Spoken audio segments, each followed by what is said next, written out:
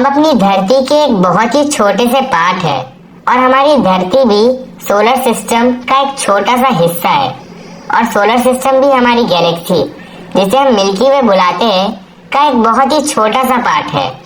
और फिर आता है यूनिवर्स, जो सबसे बड़ा है और इसमें बाकी सभी गैलेक्सीज और स्टार्स आते हैं। तो क्या आपने कभी सोचा है कि इतना बड़ा यूनिवर्स आखिर बना किसका है? तो चलिए मैं आपको इस वीडियो में बताता हूँ कि यूनिवर्स बना किसका है। तो एस्ट्रोनॉमर्स, मतलब जो स्पेस को एक्सप्लोर करते हैं और उसके बारे में रिसर्च करते हैं, वो बहुत समय तक ये मानते थे कि यूनिवर्स भी रेगुलर मैटर, मतलब जो मैटर, जो पार्टिकल्स अर्थ पर मिलते हैं और जिसका नाम होता है बैरियोनिक मैटर, का ही बना है। लेकिन बाद में उन्हें पता चला कि ये बैरियोनिक मैटर तो यूनिवर्स का सिर्फ 5% ही बनाता है। तो अब साइंटिस्ट और एस्ट्रोनॉमर्स यूनिवर्स के बारे में और रिसर्च करने लगे और उसके बाद उन्हें डार्क मैटर के बारे में पता चला। डार्क मैटर के नाम में डार्क इसलिए आता है क्योंकि ये मैटर नॉन ल्यूमिनस है, मतलब जो लाइट के साथ भी नहीं दिख सकता।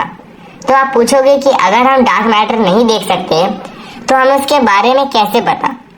तो साइंटिस्ट डार्क मैटर को दूसरे विजिबल ऑब्जेक्ट्स पर उसका प्रभाव देखते हैं, मतलब उसका इफेक्ट देखते हैं और दूसरे ऑब्जेक्ट्स पर, और इसी तरह वो डार्क मैटर को स्टडी करते हैं।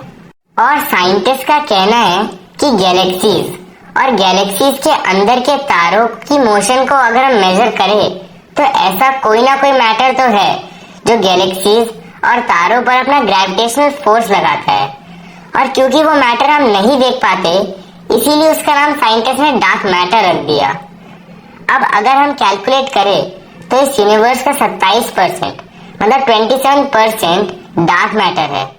तो अगर हम बैरियोनिक मैटर का 5% और डार्क मैटर का 27% मिला दे तो वो होगा 32%।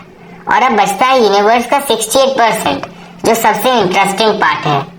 और ये बचा 68% है डार्क एनर्जी। और अगर हम यूनिवर्स को एक पाई के फॉर्म में देखें तो वो कुछ ऐसा दिखेगा। 5% things we know, 27% dark matter और ये 68% वी हैव नो आइडिया। अब आप बोलोगे कि मैंने तो बताया था कि ये 68% डार्क एनर्जी है और यहाँ तो लिखा है कि वी हैव नो आइडिया। तो मैं आपको बता दूं कि ये कुछ गलत नहीं लिखा और ना ही मैंने कुछ गलत बताया है, बल्कि सच में आज तक किसी को भी नहीं पता कि ये डार्क एनर्जी होता क्या है।